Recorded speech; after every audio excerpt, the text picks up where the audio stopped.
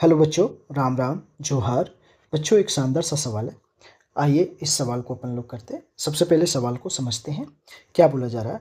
A block of mass 40 kg slides over a surface when a mass of 4 kg is suspended through an inextensible massless string passing over frictionless pulley as shown below. The coefficient of kinetic friction between the surface and block is 0.02. The acceleration of block is, जहाँ पे given है g equal to 10 metre पर second square होना चाहिए यहाँ पे। ठीक है ना, यहाँ पे थोड़ा सा मिस्टेक है, टाइपिंग एरर है। ओके बच्चों, तो ध्यान से चीज़ों को थोड़ा सा हम लोग देख लेंगे और समझेंगे। इस सवाल को हम लोग ध्यान से समझते हैं।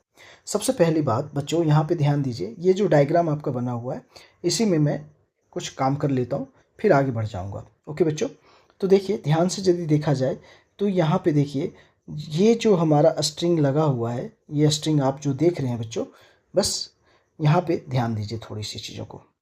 ओके, आप यदि थोड़ा सा ध्यान देंगे तो ऊपर की तरफ यहाँ पे आपको टेंशन लगता हुआ नज़र आएगा। ओके, और नीचे यहाँ पे हो जाएगा एम जी। ठीक है, इसी तरह से यहाँ पे यदि मैं देखूँ तो ये हो जाएगा एम जी, और ऊपर लगेगा इसमें नॉर्मल रिएक्शन फोर्स। राइट बच्चों, ठीक है, ध्यान दीजिए यहाँ पे। और एक चीज़ और थोड़ा सा यदि ध्यान दे बच्चों यहाँ पे, तो यहाँ पे ध्यान दीजिए पीछे की ओर यहाँ पे जो लगेगा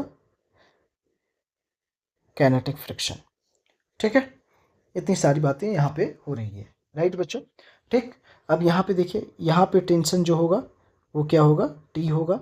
और यहाँ पे एक्सेलरेशन देखिए क्या हो जाएगा, ये जो 40 kg का ब्लॉक है इधर की तरफ एक्सेलरेट होगा, और ये जो 4 kg का ब्लॉक सस्पेंडेड है ये नीचे जा रहा है, और इसकी एक्सेलरेशन की डायरेक्शन यहाँ पे ये होगी।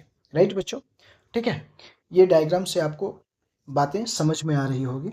अब हम लोगों ने यहाँ पे काम किया है बच्चों, उसी से हम लोग इक्वेशन बनाएंगे। तो सबसे पहले मैं ये जो छोटे वाली मास है उससे मैं स्टार्ट करता हूँ। ठीक है ना, तो देखिए बच्चों, यहाँ पे ध्यान से देखिएगा और समझिएगा बातों को। ओके बच्चों, तो ध्यान से देखिए और समझिए क्वेश्चन को। ठीक है, तो मैं इसको देखो तो मैं लिख सकता हूँ M G minus T is equal to M A. हमने यहाँ पे बात किया 4, यहाँ पे पहले लिख देता हूँ आपको, 4 kg ब्लॉक। राइट बच्चों,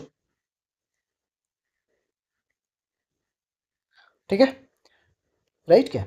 तो यहाँ पे देखिए m की जगह पर मास कितना है, 4 kg है, तो यहाँ पे 4 इंटू जी का वैल्यू कितना, 10 मीटर पर सेकेंड स्क्वायर लेने के लिए बोला गया है।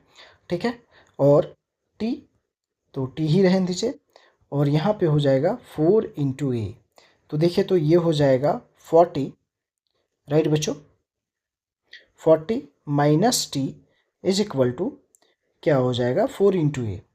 तो इसको सॉल्व करिए थोड़ा सा, तो क्या हो जाएगा देखिए, तो minus T is equal to 4a minus 40। Right बच्चों, ठीक है। अब यहाँ से माइनस कॉमन ले लेंगे तो t इज इक्वल टू आ जाएगा 40 माइनस 4a। राइट, इसको आप इक्वेशन नंबर 1 मान लीजिए, कोई दिक्कत वाली बात नहीं है। अब दूसरा इक्वेशन एक बनेगा, मैं यहाँ पे बात करूँ यदि मैं 40 kg ब्लॉक।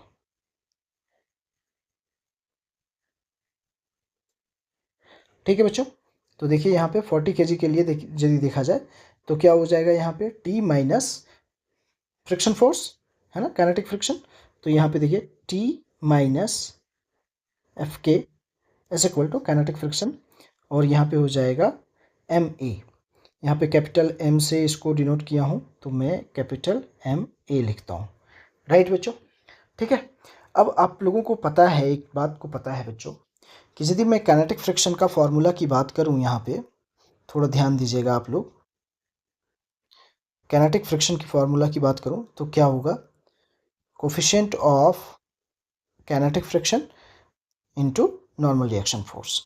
ये फॉर्मूला होता है काइनेटिक फ्रिक्शन फोर्स का। राइट, काइनेटिक फ्रिक्शन बोलिए, ठीक है सीधा। राइट क्या, कोई दिक्कत है?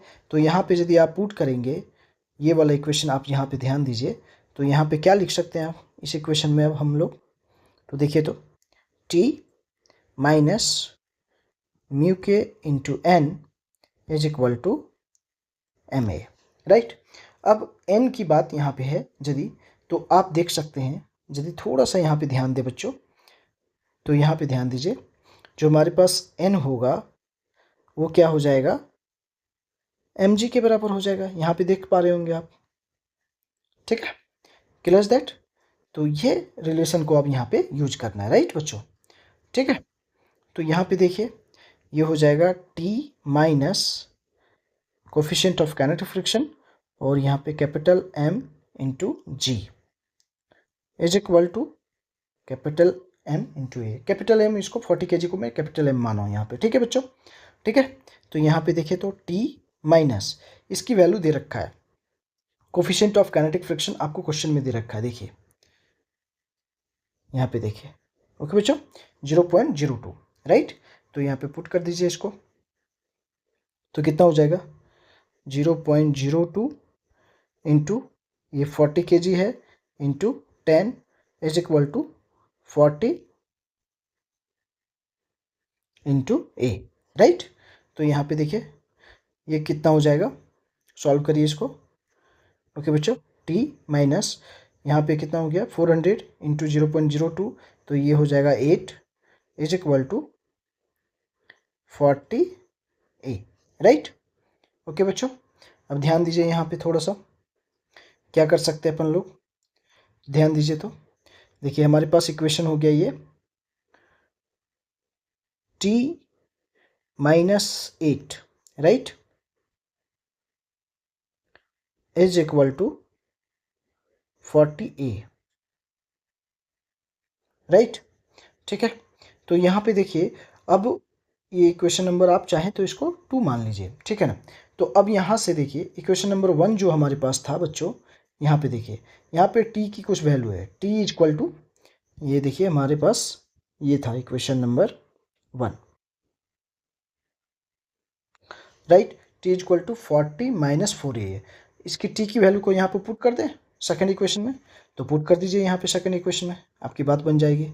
तो कितनी थी यहाँ पे वैल्यू 40 माइनस 4A, तो यहाँ पे पुट कर दीजिए, तो क्या हो जाएगा 40 minus 4A minus 8 is equal to 40A हो जाएगा, राइट।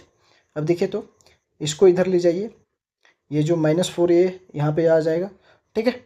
तो वही काम करते हैं यहाँ पे, तो यहाँ पे 40 माइनस 8 करिए इज इक्वल टू यहाँ पे क्या हो जाएगा 40A प्लस 4 इंटू ए, ठीक है।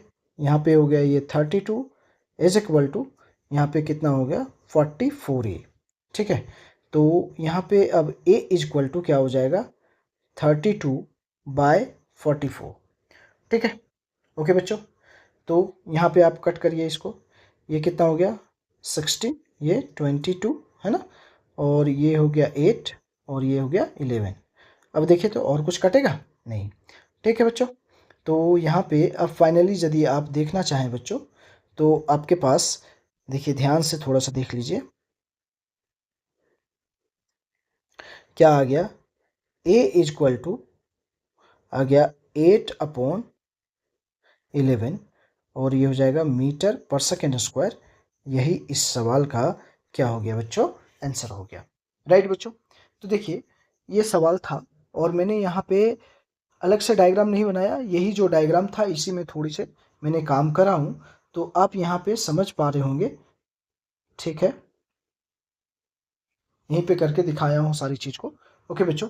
तो ये सवाल था आपका और ये पूरा का पूरा सॉल्यूशन मैंने किया। तो इसका सही ऑप्शन कौन सा ऑप्शन यहाँ पे आ रहा है, तो ऑप्शन नंबर डी यहाँ पे आपका करेक्ट है, 8/11 मीटर पर सेकेंड स्क्वायर, ठीक है बच्चों, राइट। अब यहाँ पे देखिए ध्यान से, तो स्टेप बाय स्टेप मैंने सवाल को करा है बच्चों, ध्यान से देखते जाइए, आप समझते जाइए, ठीक है। हर वो बात को मैंने एक्सप्लेन कर दिया जो आपकी ज़रूरत की चीज़ें हैं, ओके बच्चों, ठीक है। समझ में आई होगी सारी की सारी बातें आपको बच्चों। थैंक यू बच्चों।